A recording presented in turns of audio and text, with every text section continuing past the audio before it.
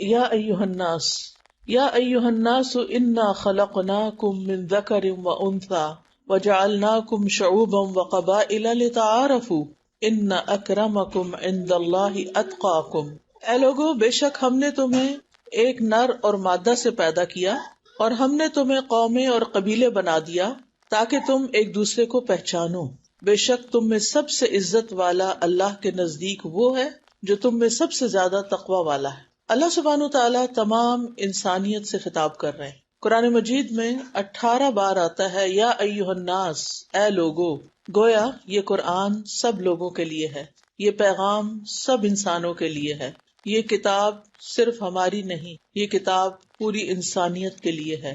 نبی صلی اللہ علیہ وسلم صرف ہمارے لیے نہیں، وہ رحمت للعالمین ہے، تمام جہانوں کے لیے رحمت بنا کر بھیجے گئے. آپ کا پیغام، آپ کا میسج یونیورسل ہے.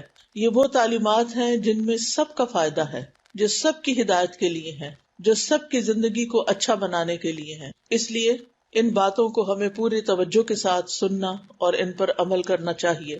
یہاں اللہ سبحانہ تعالیٰ تمام انسانوں کو خطاب کر کے فرما رہے ہیں کہ تم سب کی اصل ایک ہے، ایک ماں باپ سے پیدا ہوئے ہو. گویا ہم سب انسانیت کے اعتبار سے سب ایک دوسرے کے رشتہ دار بنتے ہیں. آج کا ہمارا ٹاپک ہے رشتہ داروں کے حقوق. تو ہم سب کیا ہے؟ ایک دوسرے کے رشتہ دار. کہیں نہ کہیں اوپر جا کے ہمارے ماں باپ، ہمارے بہن بھائی، وہ کہیں نہ کہیں آپس میں کچھ لگتے تھے اور ہم ان کی اولاد میں سے ہیں. اور اللہ سبحانہ تعالیٰ نے یہ جو کنبے قبیلے بنائے ہیں، یہ اس لیے بنائے ہیں کہ لوگ آپس میں ایک دوسرے کو پہچانے. یہ جو ذاتیں ہیں، برادریاں ہیں، کنبے ہیں، یہ سب پہچان کے لیے ہیں. جیسے نام پہچان کے لیے ہوتا ہے نا، تو ایسے یہ بھی پہچان کے لیے ہوتا ہے. کسی خاص قبیلے یا خاندان میں سے ہونے کا مطلب یہ نہیں ہوتا کہ کوئی ایک دوسرے سے زیادہ برتر ہے. اللہ سبحانہ تعالیٰ کے نزدیک بہتر وہی ہے جو اللہ تعالیٰ کا زیادہ فرما بردار ہے، تابعدار ہے، اللہ تعالیٰ کی بات ماننے والا ہے، اللہ تعالیٰ کی مرضی کے مطابق زندگی بسر کرنے والا ہے. وہ اللہ کے نزدیک زیادہ عزت والا ہے. اور اصل عزت کس کے پاس ہے؟ اللہ کے پاس. بندوں میں ہماری کتنی بھی عزت ہو جائے وہ فائدے کی نہیں جب تک ہماری عزت اللہ کے پاس. تو اصل معزز، اصل ریسپیکٹیبل اور اصل کامیاب شخص وہ ہے جو اللہ کی نظر میں اچھا ہے. اور اللہ کی نظر میں اچھا وہی ہے کہ جو اللہ اور اس کے رسول صلی اللہ علیہ وسلم کے احکامات اور ان کی تعلیمات پر عمل کرنے والا ہے. ان تعلیمات میں سے جو رشتہ داروں کے حقوق کے بارے میں ہمیں دی گئی ہیں، حدیث میں آتا ہے نبی صلی اللہ علیہ وسلم نے فرمایا اپنے نسب سیکھو، یعنی تم کس کی اولاد ہو، تمہارا باپ کون تھا، دادا کون تھا، پھر اوپر تک تمہیں اپنا نسب نامہ معلوم ہونا چاہیے. مقصد کیا ہے؟ جن کے ذریعے سے تم اپنی رشتہ داریاں ملاؤ تاکہ تمہیں پتا ہو تمہارا کون کیا لگتا ہے. کیونکہ رشتہ داری کو ملانے سے محبت بڑھتی ہے. جب ہمیں پتا چلتا ہے کہ فلاں شخص ہماری ہی برادری کا ہے، ہمارے ہی علاقے کا ہے، ہماری ہی زبان بولتا ہے، تو خود بخود قدرتی طور پر اس شخص کی طرف آپ کا رجحان زیادہ ہو جاتا ہے. اور یہ انسان کی ضروریات میں سے ایک بڑی ضرورت ہے، کیونکہ انسان جو ہے وہ انسانوں سے انس پاتا ہے. اکیلا انسان، اکیلا خاندان، تنہا انسان بہت سے مسائل اور بہت سی ذہنی پریشانیوں کا شکار ہو جاتا ہے. آج آپ یہاں پر دیکھیں، ویسٹ میں ہر نعمت ہے انسانوں کے پاس. آپ کسی قسم کا فروٹ کھانا چاہیں آپ کو اویلیبل ہوگا. آپ کسی قسم کی کوئی اور چیز پہننا چاہیں وہ آپ پہن سکتے ہیں. اگر نہیں ملتی تو آپ آرڈر کر سکتے ہیں، دنیا کے کسی حصے سے بھی آپ کو مل جائے گی. اچھے اچھے گھروں میں آپ رہتے ہیں، سردی گرمی کا انتظام ہے، ہر چیز ہے. اس کے باوجود دل خوش نہیں ہے، اس کے باوجود زندگی میں کچھ کمی ہے. وہ کمی کیا ہے؟ وہ کمی اللہ سے تعلق میں دوری بھی ہو سکتی ہے، لیکن وہ کمی رشتہ داروں کی بھی کمی ہے. رشتہ داروں سے ہمیں تکلیف بھی پہنچتی ہے، لیکن ان سے خوشی بھی بہت ملتی ہے جب ان سے ملاقات ہوتی ہے. خاص طور پر جن لوگوں کے آپس میں تعلقات اچھے ہوتے ہیں، جب وہ مل بیٹھتے ہیں، جب کسی خوشی غمی کے موقع پر اکٹھے ہوتے ہیں تو کتنا ایک سکون سا ہوتا ہے. یعنی آپ اپنے دوستوں کے پاس، آپ اپنے جان پہچان کے لوگوں کے پاس، آپ اپنے کولیگز کے ساتھ کتنی بھی بڑی پارٹی کر لیں، کہیں بھی آپ جائیں، کسی کی شادی پر جائیں، لیکن کیوں اہتمام کیا جاتا ہے کہ شادیوں پر سارے رشتہ داروں کو بلایا جائے، اکٹھے ہوں، مل کے بیٹھیں؟ کیونکہ اس کی اپنی ہی ایک لذت ہے، اور یہ ایک انسان کی ضرورت ہوتی ہے، اور ہمارا دین اس کو انکریج کرتا ہے۔ آپ نے فرمایا کیونکہ رشتہ داری کو ملانے سے محبت بڑھتی ہے، اور محبت انسان کی بڑی ضرورت ہے۔ مال میں اضافہ ہوتا ہے، رشتوں کو جوڑنے سے مال میں اضافہ ہوتا ہے، زندگی میں اضافہ ہوتا ہے، کیونکہ انسان جینا چاہتا ہے اور پھر خوش رہتا ہے، اور پھر وہ زیادہ پروڈکٹیو ہو جاتا ہے۔ ایک اور روایت میں آتا ہے، ابن عباس سے مروی ہے، وہ کہتے ہیں اپنے نسب ناموں کو یاد رکھو، اپنے رشتہ داروں کے ساتھ اچھا سلوک کرو، دور کے رشتہ داروں کو بھی اگر قریب کرو تو قریب تر ہوتے ہیں، اور قریبی رشتہ دار بھی اگر دور کرو تو دور تر ہو جاتے ہیں۔ قیامت کے دن رحم اپنے مالک کے حضور میں آ کے شہادت دے گا کہ کس نے اسے جوڑا اور کس نے اسے توڑا، کس نے رشتے جوڑے اور کس نے رشتے توڑے۔ یہ قیامت کے دن آپ کے یا حق میں گواہی ہوگی یا آپ کے خلاف گواہی ہوگی۔ اس لیے چھوٹی چھوٹی باتوں پر ناراض ہو جانا، سالوں ناراض رہنا، معاف نہ کرنا، میل ملاقات چھوڑ دینا، ایک دوسرے کی خیر خبر رکھنا چھوڑ دینا، یہ کوئی ہیلدی ایٹیٹیوڈ نہیں ہے۔ یہ انسان کے لیے دنیا میں بھی نقصان دہ ہے اور آخرت کے اعتبار سے بھی اچھا نہیں۔ اس لیے ہمارے دین نے ہمیں کیا سکھایا ہے کہ ہم صلہ رحمی کریں۔ صلہ رحمی کا مطلب کیا ہے؟ صلہ کا مطلب ہوتا ہے وصل، بس یعنی جوڑ کے رکھیں، رشتہ داروں کے ساتھ تعلق قائم رکھے، ایک چیز کو دوسری چیز کے ساتھ ملانا کہ وہ چمٹ جائے، اس کو صلہ کہتے ہیں۔ تو صلہ رحمی یعنی رحم کے رشتوں کو جوڑنا، اس سے مراد ان رشتہ داروں پر احسان کرنا ہے جو نسبی اور سسرالی ہوں۔ نسب کے رشتے اور سسرال کے رشتے، میکے اور سسرال دونوں ہی اس میں آ جاتے ہیں۔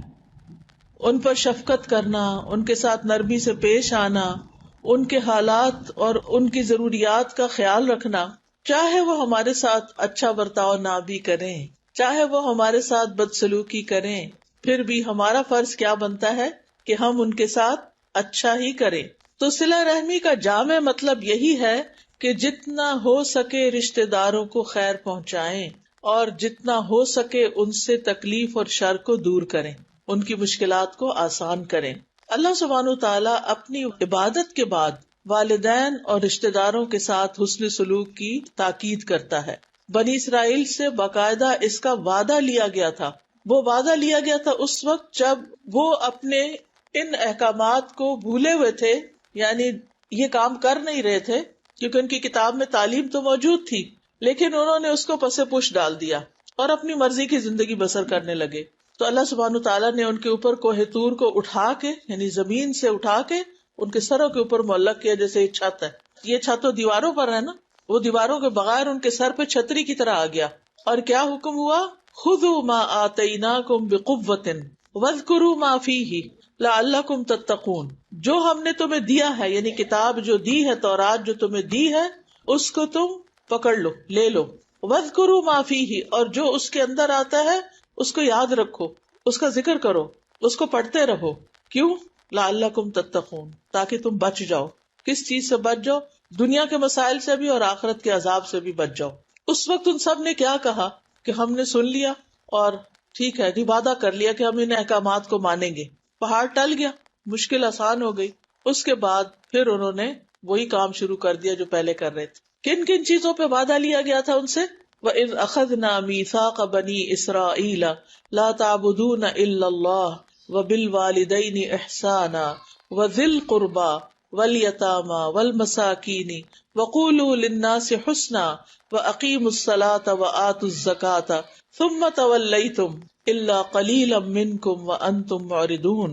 اور جب ہم نے بنی اسرائیل سے پختہ عہد لیا کہ تم اللہ کے سوا کسی کی عبادت نہ کرو گے، اور ماں باپ اور رشتہ داروں اور یتیموں اور مسکینوں سے احسان کرو گے، نیکی کرو گے، اور لوگوں سے اچھی بات کہو اور نماز قائم کرو اور زکوٰۃ دو، پھر تم پھر گئے مگر تم میں سے بہت تھوڑے ہی بچے جنہوں نے اس پر عمل کیا، اور تم منہ پھیرنے والے ہی تھے۔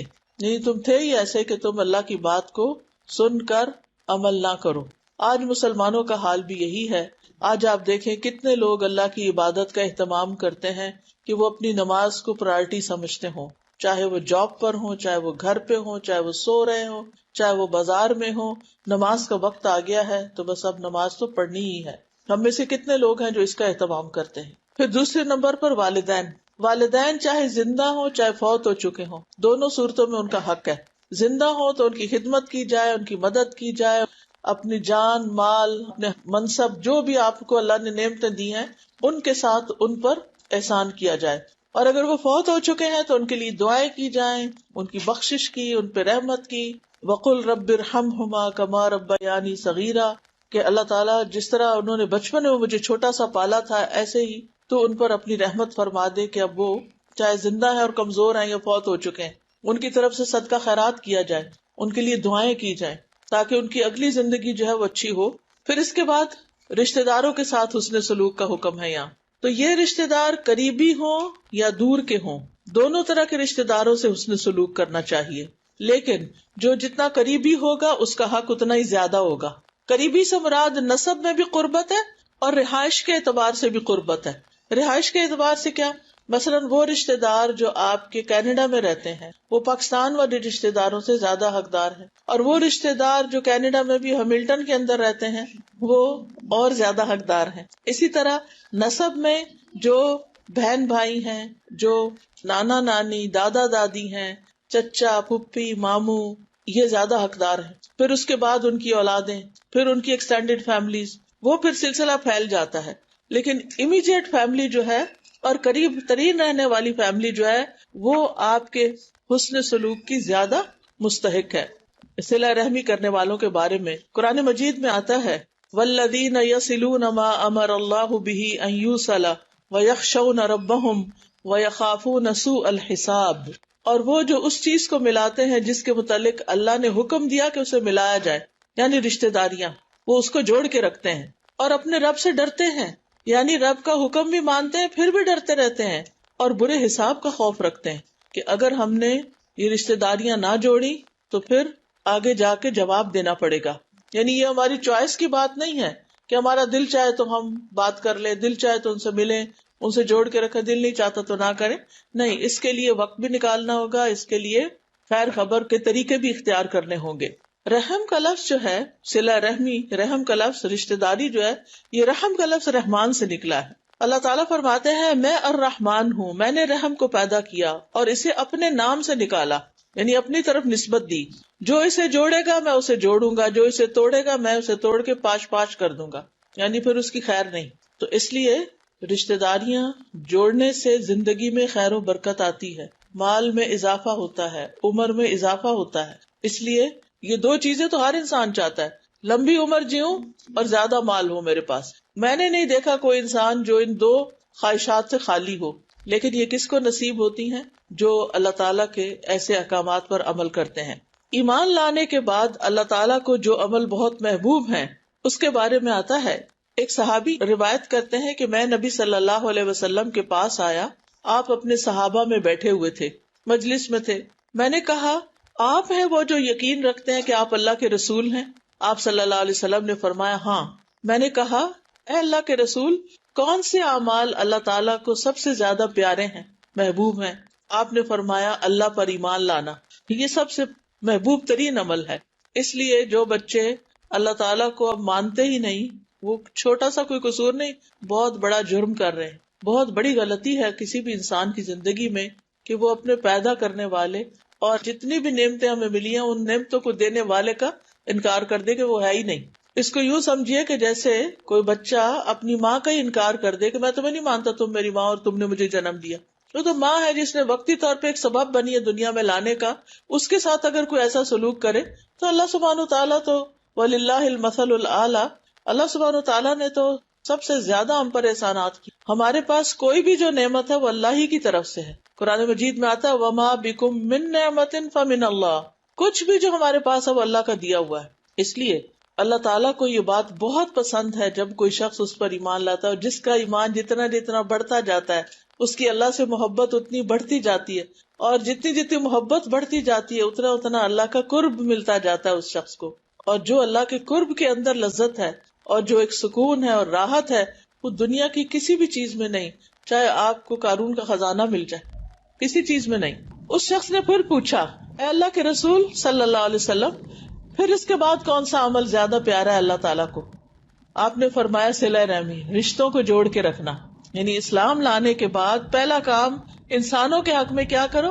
اپنے رشتہ داروں کا خیال کرو. وہ کہتے ہیں میں نے کہا اللہ کے رسول کون سے اعمال اللہ تعالیٰ کو سب سے زیادہ ناپسند ہیں؟ فرمایا اللہ کے ساتھ شریک ٹھہرانا. میں نے کہا اللہ کے رسول پھر کون سا عمل؟ آپ نے فرمایا قطع رحمی کرنا، رشتوں کو کاٹنا. کاٹنے کا مطلب کیا ہے؟ ان سے بول چال، میل جول، سلام دعا ختم کر دینا، آنا جانا، ان کا خیال کرنا، ان کی ضروریات پوری کرنا، کوئی پرواہ نہ کرنا. وہ جانے اپنا کام، ہم جانے اپنا. یہ چیز ہمارے دین میں سخت ناپسندیدہ ہے. اسی طرح رسول اللہ صلی اللہ علیہ وسلم نے فرمایا دنیا 4 قسم کے لوگوں کی ہے. یعنی دنیا میں 4 طرح کے لوگ رہتے ہیں. ایک وہ آدمی جسے اللہ نے مال اور علم سے نوازا ہو اور وہ اس بارے میں اپنے رب سے ڈرتا ہو، صلہ رحمی کرتا ہو، اس میں اللہ کا حق پہچانتا ہو، اس کا درجہ سب سے اونچا ہے. یعنی اللہ کی نگاہ میں اس شخص کا درجہ سب سے اونچا ہے جس کے پاس مال بھی ہے، علم بھی ہے، اور وہ مال کے معاملے میں بھی اور علم کے معاملے میں بھی اللہ سے ڈرتا ہے. مال کے بارے میں اللہ سے ڈرنا کیا ہے کہ اس کو صحیح طرح کماتا ہے اور صحیح جگہ خرچ کرتا ہے، اور علم جو حاصل کرتا ہے اس پر عمل بھی کرتا ہے، اس میں اللہ کا حق پہچانتا ہے، صلہ رحمی کرتا ہے. یعنی صرف اپنے اوپر ہی خرچ نہیں کر لیتا، اپنے رشتہ داروں کو بھی دیتا ہے. ایسے شخص کا درجہ سب سے اونچا ہے. دوسرا وہ آدمی جسے اللہ تعالیٰ نے علم عطا کیا لیکن مال نہیں دیا. وہ کہتا ہے اگر میرے پاس بھی مال ہوتا تو میں بھی اس شخص کی طرح عمل کرتا، یعنی پہلے والے شخص کی طرح عمل کرتا، اللہ کا حق بھی دیتا اور رشتہ داروں کا بھی دیتا. آپ نے فرمایا یہ دونوں اجر و ثواب میں برابر ہیں. ایک تو کر رہا ہے، دوسرا اس کو آئیڈیلائز کرتا ہے کہ میں ایسا بننا چاہتا ہوں. تو نیکیوں کی نیت کرنا، نیکیوں کا شوق رکھنا، یہ بھی انسان کو نیک بنا دیتا ہے اور درجے کے اعتبار سے انسان کا درجہ بڑھ جاتا ہے. لیکن اگر کوئی نیکی کا شوق ہی نہیں رکھتا، خیال ہی نہیں، وہ کہتا میں نے کرنا ہی نہیں، میں نے نہیں کرنا یہ کام، تو پھر آپ دیکھیں کہ اس کو کہاں سے ثواب ملے گا. تیسرا وہ آدمی جسے اللہ نے مال تو دیا ہو لیکن علم نہیں دیا، وہ بدحواسی میں اسے ناحق مقام پہ خرچ کرتا ہے، یعنی جہاں نہیں کرنا چاہیے وہاں کرتا ہے. جیسے آج کل آپ دیکھیں کہ ہمارے ہاں شادیوں پہ کیسا کیسا مال ضائع کیا جاتا ہے، لٹایا جاتا ہے. اور یہ آج کے دور میں نہیں، ماضی میں بھی یہ سب ہوتا رہا. مصر کا ایک بادشاہ تھا احمد بن طولون. ظاہر ہے بادشاہ لوگ مالداری ہوتے ہیں کیونکہ سارا کچھ ان کے اختیار میں ہوتا ہے، جہاں سے جس سے چاہے جتنا لے لے، جیسے چاہے مال اکٹھا کر لے، انہیں کون پوچھ سکتا ہے. اور وہ بہت پیسہ لٹاتا تھا. تاریخ میں آتا ہے کہ اس نے اپنی بیوی کی جو گڑیا تھی جس سے وہ کھیلتی تھی یا سجائی ہوئی تھی، اس کی شادی پر 1,00,000 دینار خرچ کیا. دینار سونے کا سکہ ہے، چاندی کا نہیں، چاندی کا درہم ہوتا ہے. اب آپ سوچیں کہ جب لوگوں کے پاس مال زیادہ آ جاتا ہے تو ان کو یہ سمجھ نہیں آتی انہوں نے کرنا کیا ہے. آج کل بھی ایسے لوگ موجود ہیں جو اپنی دولت کو کتوں کے نام پہ کر جاتے ہیں. بچوں کو نہیں دیتے، کتوں کو دے دیتے ہیں، یا ویسے ہی کسی ایسے کے نام لگا جاتے ہیں کہ جو حقدار نہیں بھی ہوتا، صرف اپنی خواہش کی بنا پر. تو اس کو اللہ نے مال تو دیا ہے لیکن علم نہیں، تو وہ ناحق جگہوں پہ خرچ کرتا ہے، نہ اپنے رب سے ڈرتا ہے، نہ صلہ رحمی کرتا ہے، نہ اپنے رب کا حق پہچانتا ہے. اس کا درجہ سب سے بدترین ہے. بدترین انسان کے جو فضول خرچی کرے، نہ رشتہ داروں کو پوچھے، نہ اللہ کا حق پہچانے، نہ زکوٰۃ نکالے، نہ صدقات، نہ خیرات، لیکن اپنی عیاشی پر اور اسراف اور دکھاوے کے لیے وہ بہت کچھ خرچ کرے. چوتھا وہ آدمی جسے اللہ نے نہ مال سے نوازا نہ علم سے نوازا، کچھ بھی نہیں، اور وہ یہ کہتا ہے کہ اگر میرے پاس بھی اس شخص کی طرح مال ہو جو غلط کام کرتا ہے تو میں بھی یہی کروں گا. فرمایا یہ دونوں گناہ میں برابر ہیں، صرف بری نیت کی وجہ سے. تو اس لیے ہمیں کتنا سوچ سمجھ کے زندگی بسر کرنی چاہیے، اور کن لوگوں کو رول ماڈل بنانا چاہیے اور کن کے پیچھے چلنا چاہیے. ہر نماز میں ہم کھڑے ہو کے ہاتھ باندھ کے اللہ تعالیٰ سے فریاد کرتے ہیں اہدنا الصراط المستقیم، کہ ہمیں سیدھا رستہ دکھا دے. یہ ہر چیز کے بارے میں سیدھا رستہ ہے، مال کے بارے میں بھی سیدھا رستہ دکھا دے، علم کے بارے میں بھی، اور باقی کاموں میں بھی. ہر چیز، چاہے دین ہے یا دنیا، ہر چیز میں ہمیں صحیح فیصلے کرنے کی توفیق عطا فرما، صحیح راستہ اختیار کرنے کی توفیق دے. نبی صلی اللہ علیہ وسلم کو جو ابتدائی تعلیمات ملی تھی کہ لوگوں کو سکھانے کے لیے، ان میں سے ایک صلہ رحمی بھی تھی. ایک شخص مکہ میں آپ کی خدمت میں حاضر ہوا، پوچھا آپ کون ہیں؟ آپ نے فرمایا میں نبی ہوں. پوچھا نبی کیا ہوتا ہے؟ تو نبی صلی اللہ علیہ وسلم فرمایا کہ مجھے اللہ نے بھیجا ہے. یعنی نبی وہ ہوتا ہے جسے اللہ مبعوث کرتا ہے، کوئی خود سے نبی نہیں بن سکتا. وہ کہتا ہے شخص آپ کو کیا پیغام دے کے بھیجا گیا، یعنی آپ کیا بتاتے ہیں لوگوں کو، آپ کی تعلیم کیا ہے؟ آپ نے فرمایا اللہ نے مجھے صلہ رحمی کرنے، یعنی رشتہ داروں کا حق ادا کرنے، بتوں کو توڑنے، اللہ کو ایک قرار دینے اور اس کے ساتھ کسی کو شریک نہ ٹھہرانے کا پیغام دے کر بھیجا. یعنی یہ ہے میری تعلیمات، ایک اللہ کا حق اور ایک بندوں کا حق. نبی صلی اللہ علیہ وسلم کی جو آخری وصیتیں تھیں، ان میں سے ایک وصیت یہ بھی تھی جو بیماری کے دنوں میں آپ نے کی تھی فوت ہونے سے پہلے، ارحامکم ارحامکم، تمہارے رشتہ دار، یعنی رشتہ داروں کو نہیں بھولنا. کیونکہ رشتہ داری کے نبھانے میں بڑے فائدے ہیں انسان کو. سب سے پہلی بات تو یہ کہ جیسے پیچھے بھی میں نے کہا کہ صلہ رحمی جو ہے یہ محبت بڑھانے کا ذریعہ ہے. ابن عمر کہتے ہیں جو اپنے رب کا تقوی اختیار کرے، یعنی مائنڈ فل زندگی بسر کرے، صلہ رحمی کرے، اس کی موت ڈیلے کر دی جاتی، اس کے مال میں اضافہ کر دیا جاتا ہے، اس کے گھر والے اس سے محبت کرنے لگتے ہیں. ظاہر ہے کہ آپ کے گھر میں جو بھی لوگ رہتے ہیں یا آپ کے ہمسائے میں آپ رشتے دار رہتے ہیں، اگر آپ ان کی ضروریات پوری کرتے ہیں تو وہ آپ سے کیوں نہ محبت کریں. مشکل اس وقت ہوتی ہے جب ہم اپنا حق تو ڈیمانڈ کرتے ہیں لیکن ان کو کوئی ضرورت پیش آئے تو ہم منہ موڑ جائیں، اس سے پھر تعلقات خراب ہوتے ہیں. انس بن مالک کہتے ہیں رسول اللہ صلی اللہ علیہ وسلم نے فرمایا جس شخص کو پسند ہو کہ اس کے رزق میں وسعت ہو، اس کی عمر دراز ہو، اسے چاہیے کہ رشتہ داروں سے اچھا سلوک کرے، جس سے پتہ چلتا ہے کہ عمر میں برکت ہوتی ہے، رزق میں اضافہ ہوتا ہے. پھر اسی طرح اولاد میں بھی اس کی خیر آتی ہے. رسول اللہ صلی اللہ علیہ وسلم نے فرمایا جس نیکی کا اجر بہت جلدی ملتا ہے، کچھ نیکیاں ہوتی ہیں نا انسان کرتا رہتا لیکن دنیا میں ان کا اجر نظر نہیں آتا، ان کا اثر نظر نہیں آتا، قیامت کے دن ضرور آئے گا. لیکن کچھ نیکیاں ایسی ہیں کہ وہ دنیا میں بھی پھل لے آتی ہیں فوراً. فرمایا جس نیکی کا اجر بہت جلدی مل جاتا ہے وہ صلہ رحمی ہے. یہاں تک کہ کچھ گھرانوں کے لوگ فاجر و فاسق ہوتے ہیں، نافرمان ہوتے ہیں، لیکن جب وہ صلہ رحمی کرتے ہیں تو ان کے مال بڑھ جاتے ہیں، ان کے افراد کی کثرت ہو جاتی ہے. نبی صلی اللہ علیہ وسلم نے یہ بھی فرمایا کہ جو آدمی صلہ رحمی کرنے کے لیے جود و سخا کا دروازہ کھول دیتا ہے، یعنی سخاوت رشتہ داروں پہ خوب کرتا ہے، تو اللہ اس کے مال میں اتنا ہی اضافہ کر دیتے ہیں. یعنی وہ مال آپ کا کم نہیں ہوتا، وہ آپ کو واپس ملے گا. رشتہ دار کو دینے کا دوہرا ثواب ہوتا ہے، ایک رشتہ داری نبھائی جاتی ہے اور دوسرا مال خرچ کرنے کا ثواب یعنی صدقے کا ثواب بھی مل جاتا ہے. عمر بن دینار کہتے ہیں کہ جان لو فرض نماز ادا کرنے کے لیے اٹھائے جانے والے قدم کے بعد رشتہ داری کو ملایا جانے والا قدم اجر میں سب سے زیادہ بڑا ہے. یعنی آپ مثلا یہاں سے ابھی عصر کی نماز ہوئی تھی نا جماعت سے، مثلا آپ وہاں کھڑی تھی، قدم اٹھاتے اٹھاتے اٹھاتے اٹھاتے وہاں گئی، آپ کو تو خیال بھی نہیں کہ ہر قدم میں نیکیاں لکھی جا رہی. اسی طرح مرد حضرات جو گھروں سے نکل کے مسجد تک جاتے، یا ایون گھر میں بھی آپ کام میں لگے ہوئے ہیں، نماز کا ٹائم ہو جاتا ہے، آپ کام وہاں چھوڑتے ہیں، آپ قدم اٹھاتے ہیں، پہلے وضو کرتے ہیں، پھر قدم اٹھا کے مصلی تک جاتے ہیں، یہ سارے قدم لکھے جاتے ہیں اور ان کا اجر ہوتا ہے. اسی طرح ایک قدم آپ اٹھاتے ہیں رشتہ داروں کو ملنے کے لیے، آپ اسپیشلی پروگرام بناتے ہیں ان کے پاس جانے کا، کیونکہ وہ نہیں آ سکتے آپ کے پاس، ان کو ویزا نہیں ملتا. تو آپ سوچتے ہیں کہ بجائے اس کے کہ ہم کہیں اور گھومنے پھرنے جائیں، چلے اپنے وطن چلتے ہیں اور جا کر سارے رشتہ داروں کو ملتے ہیں. بعض اوقات تو وہ خود ہی ملنے آ جاتے ہیں لیکن کچھ نہیں بھی آتے، تو آپ کو خود جانا چاہیے. یہاں بھی آپ دیکھیں ہم سب کی زندگیاں بڑی مصروف ہیں، لیکن اس میں سے بھی ضرور وقت نکالنا چاہیے اور ملتے ملاتے رہنا چاہیے، کیونکہ ان قدموں کا اجر بہت بڑا ہے. پھر قبر میں بھی صلہ رحمی کام آئے گی، یعنی مرنے کے بعد. نبی صلی اللہ علیہ وسلم نے فرمایا میت کو جب اس کی قبر میں رکھا جاتا ہے تو وہ ان کے پلٹ جانے کے وقت ان کے جوتوں کی آواز سنتا ہے کہ لوگ مجھے چھوڑ کے اب جا رہے ہیں.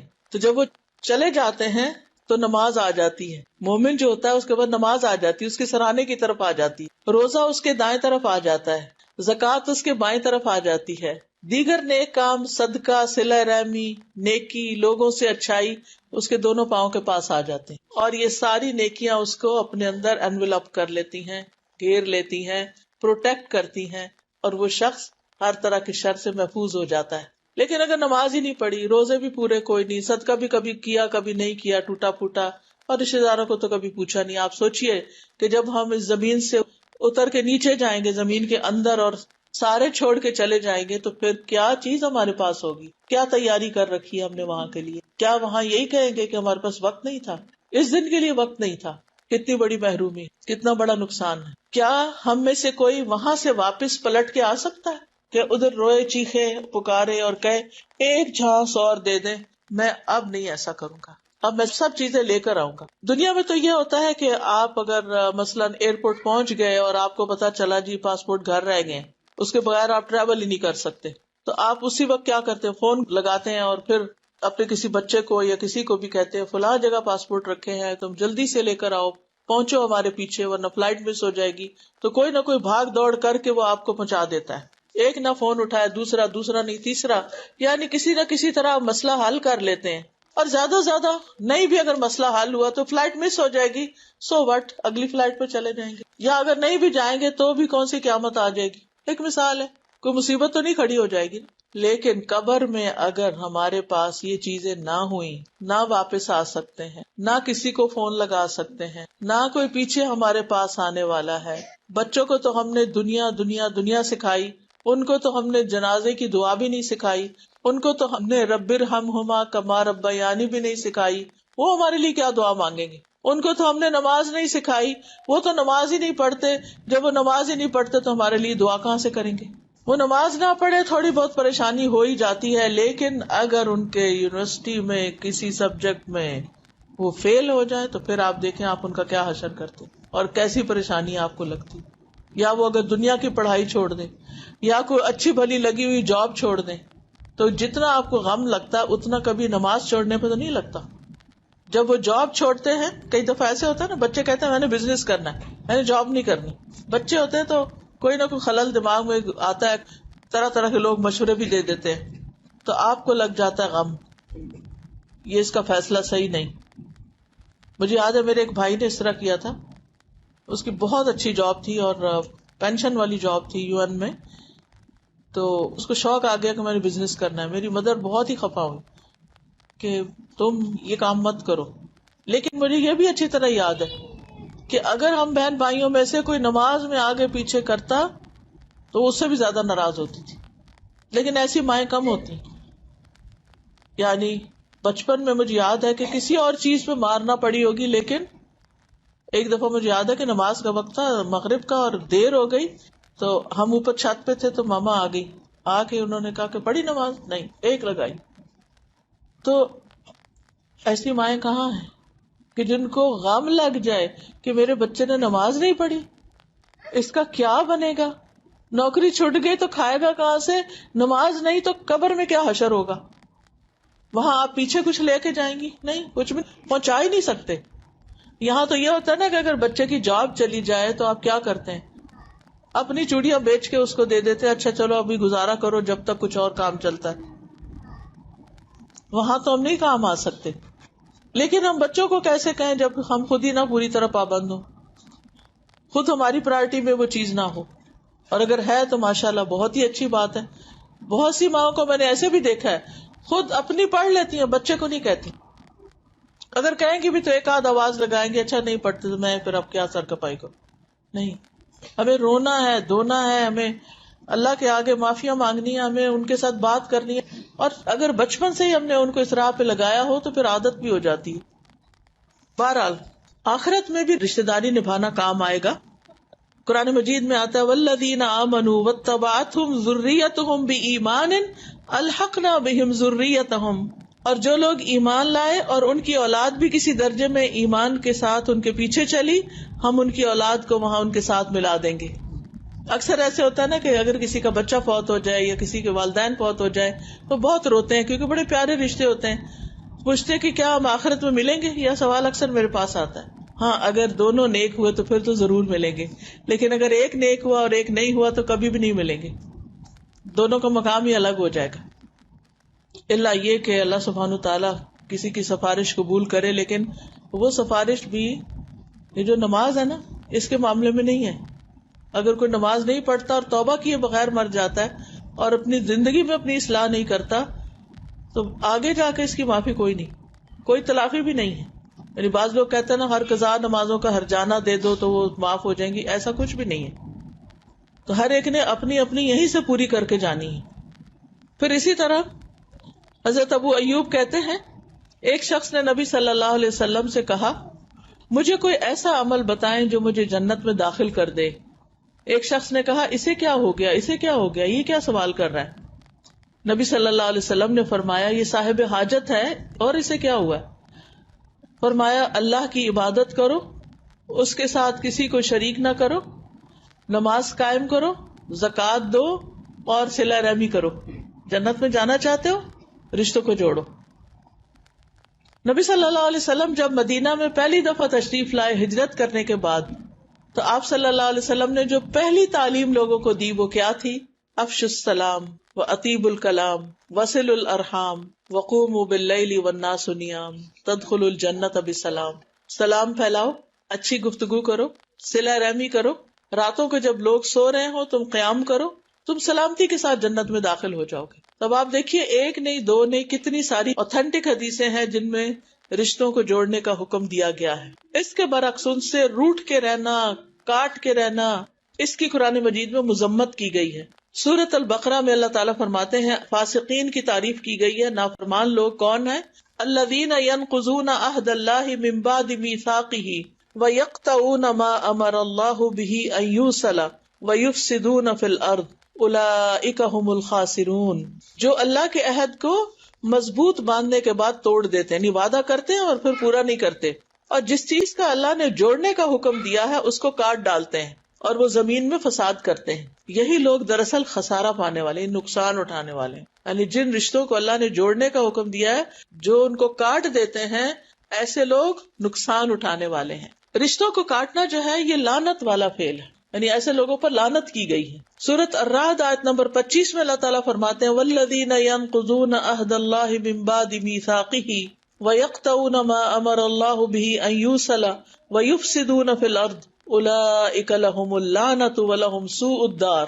اور وہ لوگ جو اللہ کے عہد کو پکا کرنے کے بعد توڑ دیتے ہیں اور اس چیز کو کاٹ دیتے ہیں جس کے متعلق اللہ نے حکم دیا کہ اسے ملایا جائے اور زمین میں فساد کرتے ہیں، یہی لوگ ہیں جن کے لیے لعنت ہے اور انہی کے لیے اس گھر کی خرابی ہے، یعنی آخرت کے گھر کی خرابی. تو اس لیے ضروری ہے فساد نہ پھیلایا جائے، کیونکہ ہوتا کیا ہے بعض اوقات لوگ ادھر کی بات ادھر، ادھر کی ادھر، چگلیاں لگا کے آپس میں لڑائیاں کرواتے ہیں، فساد پھیلاتے ہیں، تو یہ بھی اس میں شامل ہے. پھر اسی طرح قطع رحمی جو ہے یہ اعمال کی قبولیت میں بھی رکاوٹ ہے. ابو ہریرہ کہتے ہیں کہ میں نے رسول اللہ صلی اللہ علیہ وسلم کو فرماتے ہوئے سنا بنو آدم یعنی انسانوں کے اعمال ہر جمعرات کو پیش کیے جاتے ہیں اللہ کے سامنے، اور کسی قطع رحمی کرنے والے کے اعمال قبول نہیں کیے جاتے. یعنی جو وہ باقی نیکیاں کر رہا ہوتا ہے ان کو ایک طرف کر دیا جاتا ہے جب تک یہ اپنے رشتے کو درست نہ کر لے. نبی صلی اللہ علیہ وسلم نے فرمایا جس نے قطع رحمی کی، رشتے کاٹے یا جھوٹی قسم اٹھائی، وہ مرنے سے پہلے اس کا وبال دیکھ لے گا. استغفر اللہ. یعنی جھوٹی قسمیں بھی نہیں کھانی چاہیے. نبی صلی اللہ علیہ وسلم نے فرمایا کوئی گناہ اس لائق نہیں کہ اللہ اس کے کرنے والے کو دنیا میں جلدی سزا دے دے اور اس کے ساتھ ساتھ آخرت میں بھی اس کی سزا جمع رکھے سوائے قطع رحمی، خیانت اور جھوٹ کے. یہ تین چیزیں جن کی سزا دنیا میں بھی ملتی ہے اور آخرت میں بھی. نبی صلی اللہ علیہ وسلم نے فرمایا امانت اور رحم کو چھوڑ دیا جائے گا اور دونوں پل صراط کے دائیں اور بائیں جانب کھڑے ہوں گے، اور قطع رحمی جو ہوگی وہ قطع رحمی کرنے والوں کو پل صراط سے آگے نہیں جانے دیں گے، کھینچ کے نیچے جہنم میں گرائیں گے. پل صراط کا تو سب کو پتا ہے، بچپن سے ماں باپ بتاتے ہیں جب سب کا حساب کتاب ہو جائے گا اور لوگوں کو جنت کی خوشخبری مل جائے گی کہ اب جنت کی طرف چلو، تو جنت تک پہنچنے کے لیے بیچ میں ایک برج آئے گا. جیسے مسیساگا سے آنے والوں کو برج کراس کر کے ہیملٹن آنا پڑتا ہے یا پھر کشتی پہ کہیں آئے، یعنی آپ کو برج کراس کرنا ہی پڑتا تب آپ مل سکتے ہیں یہاں آ کے. اسی طرح حشر کے میدان سے جنت کے اندر جانے کے لیے بھی ایک برج ہے اور ہر ایک کو اس کے اوپر سے گزرنا ہوگا. اب ایک شخص ہے، اس کے ویسے اعمال اچھے ہیں، مسلمان ہے، لیکن اس نے رشتوں کو کاٹا ہوا تھا. جب وہ پل صراط پہ پہنچے گا تو جیسے کرین نہیں ہوتی، اس کے آگے پنجے لگے ہوتے ہیں، حدیث میں آتا ہے کہ آنکڑے ہوں گے، یعنی جیسے کانٹے ہوتے ہیں، تو وہ اس بندے کو آگے نہیں جانے دیں گے، پکڑ لیں گے وہاں سے. پھر اسی طرح جنہوں نے رشتوں کو جوڑا لیکن دلوں میں بہت ناراضگیاں رکھی، اب جب یہ والا پل پار کر لیں گے نا تو آگے ایک چھوٹا پل اور آئے گا، قنطرہ اس کو کہتے ہیں. اس پل پر یعنی وہاں نہر ہوگی، وہاں جو لوگ جہنم سے نکال کے جنت میں ڈالے جائیں گے وہ ان کو بھی وہاں دوبارہ اس پانی میں ڈال کے دوبارہ ان کے جسم بنے گے، پھر جنت میں جائیں گے. اور جو لوگ دلوں میں میل ہر وقت گرج چھپائے رکھتے ہیں ان کو وہاں روکا جائے گا، ان کے دل دھوئے جائیں گے، ان کو صاف ستھرا کیا جائے گا، پھر جنت میں بھیجا جائے گا، پھر جنت کا دروازہ آگے کھلے گا جا کے. تو اس لیے بہت ضروری ہے کہ ہم اپنے اس لانگ جرنی جو ہے ہماری دنیا سے آخرت تک کی، جنت تک پہنچنے کی. آپ کو پتا ہے اللہ نے جنت انسانوں کے لیے بنائی ہے، ہمیں یہاں صرف ٹیمپریریلی بھیجا گیا ہے. جیسے آپ کا گھر یہ مسجد نہیں ہے، یہاں اس وقت کیوں آئے؟ ایک لیکچر سننے. کسی نے بھی رات نہیں یہاں گزارنی، رات تو اپنے گھر ہی جا کے گزاریں گے انشاءاللہ. لیکن ہم نے دنیا کو کیا بنا لیا؟ گھر بنا لیا کہ شاید ہم نے یہاں ہمیشہ رہنا ہے. لہٰذا اپنی ساری توجہ اس بات پہ لگائی کہ دنیا میں زیادہ سے زیادہ اچھا گھر ہو، زیادہ سے زیادہ اچھی گاڑی ہو، زیادہ سے زیادہ اچھا مال، یعنی یہ بھی ہو وہ بھی ہو، اور اس میں اتنے مشغول ہو گئے کہ آخرت بھول گئی. اصل گھر وہاں ہے. ہم ٹیمپریریلی یہاں پر کچھ عرصے کے لیے ایک امتحان دینے کے لیے ہیں. قرآن مجید میں آتا ہے الذی خلق الموت والحیات لیبلوکم ایکم احسن عملا. اس پلانٹ کے اوپر، ارتھ پلانٹ کے اوپر کیا ہو رہا ہے؟ ہم سب کا امتحان ہو رہا ہے کہ ہم کیا اپنے آپ کو کوالیفائی کرتے ہیں جنت میں ہمیشہ رہنے کے لیے یا نہیں. کیونکہ وہ بہت خوبصورت جگہ ہے، وہاں ہر ایک نہیں جا سکتا. وہاں جانے کے لیے کچھ کنڈیشنز ہیں، کچھ شرائط ہیں، وہ پوری کریں گے تو اس میں جا سکیں گے. اب سوچئے جو جنت کے بارے میں روز سوچتے ہی نہیں ہے کہ وہاں کیا کیا چاہیے، وہاں کیسا گھر ہونا چاہیے، وہاں کیا بھیجیں، اس کی ڈیکوریشن کے لیے کیا کیا چاہیے، وہاں کا نہیں سوچتے. سارا کچھ یہاں کا سوچتے ہیں جو چھوڑ کے چلے جانا آگے. اللہ تعالیٰ قرآن مجید میں اس سے منع کرتے ہیں کہ تمہیں دنیا کی زندگی دھوکے میں نہ ڈالے. دنیا کی زندگی کا دھوکا کیا ہے کہ ہم اس کو سمجھتے ہیں کہ شاید یہ ہمیشہ ہمارے لیے، لیکن زندگی کا ہر دن ہمیں بوڑھا کرتا چلا جا رہا ہے، ہمیں آگے لے جا رہا ہے. آپ دیکھیں ایک سرٹن ایج تک گروتھ ہوتی ہے بچوں کی، جوان ہوتے ہیں، اس کے بعد لازمن ڈکلائن ہوتا ہے، جانا ہی جانا ہے، چھوڑنا ہی چھوڑنا ہے. کچھ لوگ تو اچھے بھلے صحت مند چلے جاتے ہیں، کچھ بیمار ہو کے جاتے ہیں، کچھ بوڑھے ہو کے جاتے ہیں. سب بوڑھے ہو کے نہیں جاتے، چاہے 100 سال بھی ہم جیے تو پھر بھی تو جانا ہی ہے نا. سوچئے 100 سال پہلے کہاں تھے ہم، کہاں تھے؟ کوئی نام نشان تھا ہمارا؟ 100 سال بعد کہاں ہوں گے ہم؟ کوئی نام نشان ہوگا ہمارا؟ پھر ان 200 سالوں کے بیچ میں کتنے سال ہے ہماری زندگی؟ جتنی بھی زندگی ہے جس کی، بس وہ اتنے شارٹ ٹرم کے لیے اس زمین پر ہے، اور سامان ہے ہمارے ہزاروں برس کے. اس لیے ہم سب کے لیے بہت ضروری ہے کہ ہم اپنے آخری ٹھکانے کے بارے میں روز سوچا کریں اور اس کی بھی تیاری کیا کریں. ایسی ہی نہیں جیسے دنیا کی کرتے، اس سے بڑھ کر. اور اس کے لیے کیا ضروری ہے؟ ان تعلیمات پہ پورا اترنا، اللہ پر ایمان، اور پھر اللہ کی عبادت. اللہ تعالیٰ نے جن چیزوں کا حکم دیا ہے، اور یہ ساری چیزیں کیسے پتہ چلیں گی؟ یہ ساری چیزیں علم حاصل کرنے سے پتہ چلیں گی. کل ہم یہ نہیں کہہ سکتے جا کے ہمیں تو پتہ نہیں تھا، کہ اللہ تعالیٰ فرمائے گے کہ کیا تمہارے پاس میں نے کتاب نہیں بھیجی تھی، محفوظ کتاب قرآن مجید؟ کیا تمہارے پاس پیغمبر نہیں بھیجا تھا؟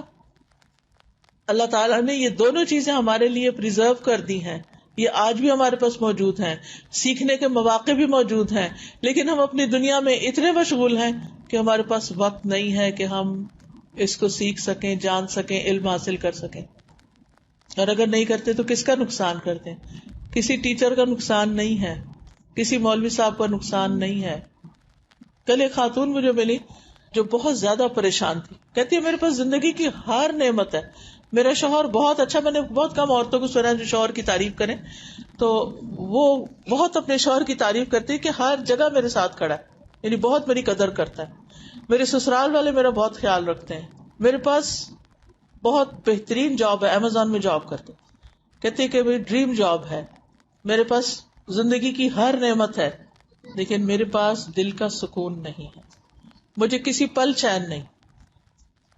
ایک باتیں تو وہ ہوتی ہے نا جو ہم کہیں پڑھتے ہیں، کہیں سے سنتے ہیں، اور ایک شخص آپ کو آپ کے سامنے بیٹھ کے خود اپنے حالات بتا رہا ہے کہ میرے پاس سکون نہیں ہے۔ میں نے اس سے پوچھا مجھے صرف ایک بات بتائیں کہ آپ کتنے دن کے بعد مسجد جاتی ہیں؟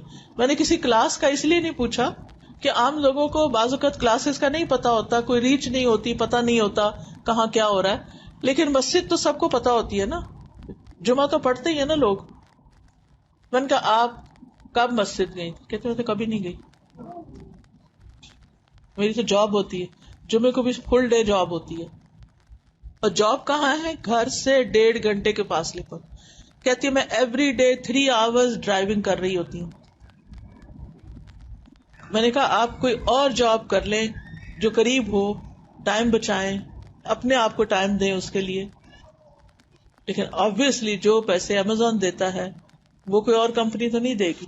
اور اتنا ارن کرنے کے بعد میں نے نہیں پوچھا کتنا وہ ارن کرتی ہیں کہ مجھے اس سے غرض نہیں، لیکن ظاہر ہے کہ کسی کی ڈریم جاب ہو تو اس کا مطلب ہے کہ ٹھیک ٹھاک ارن کر رہے ہیں۔ اتنا ارن کرنے کے بعد مثلاً اگر کوئی شخص مہینے کے 10,000 بھی ارن کر رہا ہے، فار ایگزامپل 10,000 میں سے کتنے ہم اپنی ذات پہ لگاتے ہیں، کتنے ہم اپنے اوپر استعمال کرتے ہیں، باقی کس کے لیے؟ یہ اتنی محنت کس کے لیے ہو رہی ہے؟ آپ کہیں گے بچوں کے لیے۔ بچوں کو پیسے چاہیے کہ ماں کا پیار چاہیے؟